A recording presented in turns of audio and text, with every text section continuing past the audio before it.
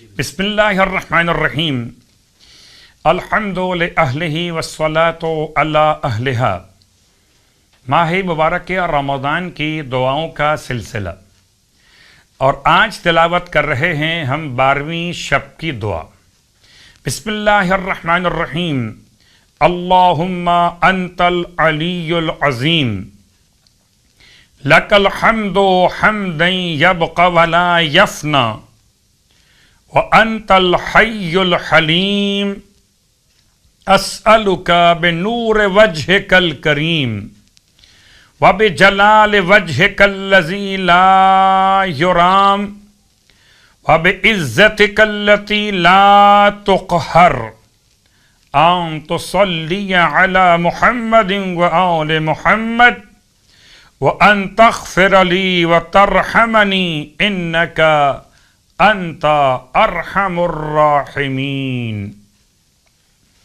شب کی دعا کی تلاوت کے بعد 12ویں شب کی نماز مولائے کائنات علی ابن ابی طالب علیہ السلام کی اور روایت کے ذیل میں ارشاد فرماتے ہیں کہ 12ویں شب میں 8 رکعت نماز پڑھی جائے، 2 رکعت کر کے، جس کی ہر رکعت میں الحمد کے بعد 30 مرتبہ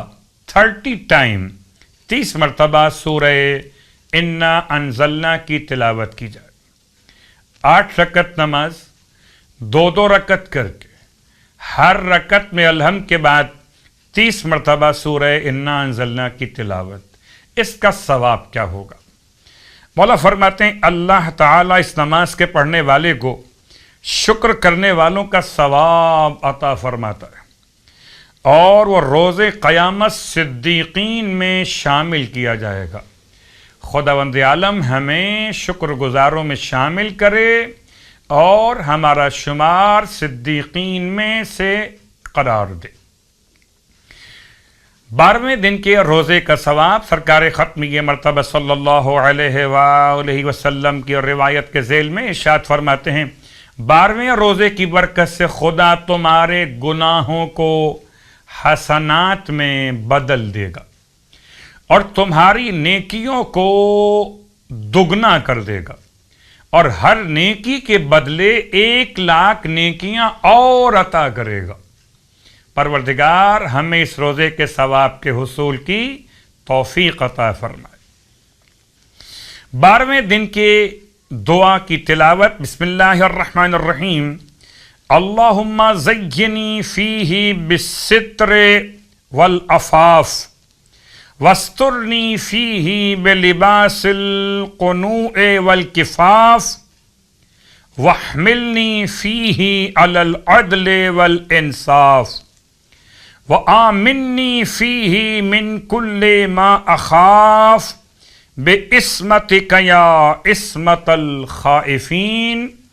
اور اس دعا کے ساتھ آج آپ کی خدمت مقدس میں جو نماز پیش کی جا رہی ہے وہ نماز ہے نماز اسرت، تنگ دستی دور کرنے والی نماز، اور اس کا سلسلہ بھی کتاب مکارم الاخلاق سے ہی نقل کیا جا رہا ہے۔ امام جعفر صادق علیہ السلام ارشاد فرماتے کہ اگر کوئی ایسا امر انسان کے لیے واقع ہو جائے جو بہت مشکل ہو تو ظہر کے وقت میں 2 رکعت نماز پڑھے۔